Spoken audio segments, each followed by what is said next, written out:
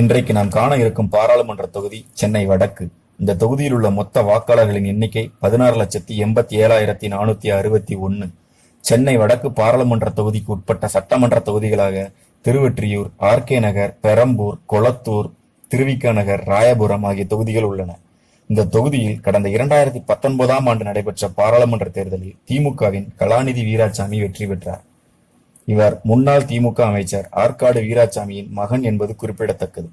இந்த தேர்தலில் கலாநிதி வீராசாமி பெற்ற வாக்குகள் 5,90,986. இவரை எதிர்த்து போட்டியிட்ட தேமுதிக வேட்பாளர் மோகன்ராஜ் பெற்ற வாக்குகள் 1,29,468. இவரை அடுத்து மக்கள் நீதி மய்யம் கட்சியின் வேட்பாளர் ஏ.ஜி. மௌரியா 1,03,167 வாக்குகள் பெற்று 3ஆம் இடத்தையும், 60,515 வாக்குகள் பெற்று நாம் தமிழர் கட்சியின் காளியம்மாள் 4ஆம் இடமும் பிடித்தனர்.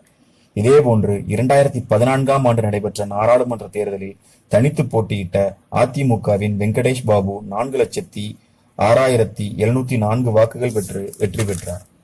இவரை அடுத்து திமுகவின் கிரிராஜன் 3,07,000 வாக்குகள் பெற்று 2ஆம் இடம் பிடித்தார்.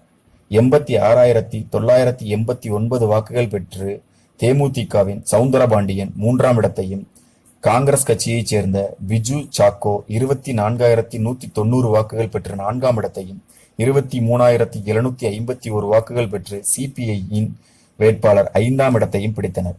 கடந்த சட்டமன்ற தேர்தலில் சென்னை வடக்கு பாராளுமன்ற தொகுதிக்கு உட்பட்ட சட்டமன்ற தொகுதிகளான திருவொற்றியூர், ஆர்.கே. நகர், பெரம்பூர், கொளத்தூர், திருவிக நகர், ராயபுரம் என அனைத்து தொகுதிகளையும் திமுகவே கைப்பற்றியது.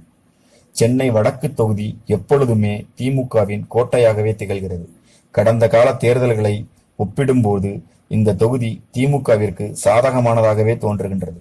கடுமையான உழைப்பு இருந்தால் மட்டுமே எதிர்க்கட்சிகளான அதிமுக, பாஜக, நாம் தமிழர் கட்சி போன்ற கட்சிகள் வெற்றிக்கனியை ருசிக்க முடியும். அப்படி இல்லை என்றால் திமுக எளிதாக வெல்லும் தொகுதியான சென்னை வடக்கு அவர்கள் கைவசமே இருக்கும்.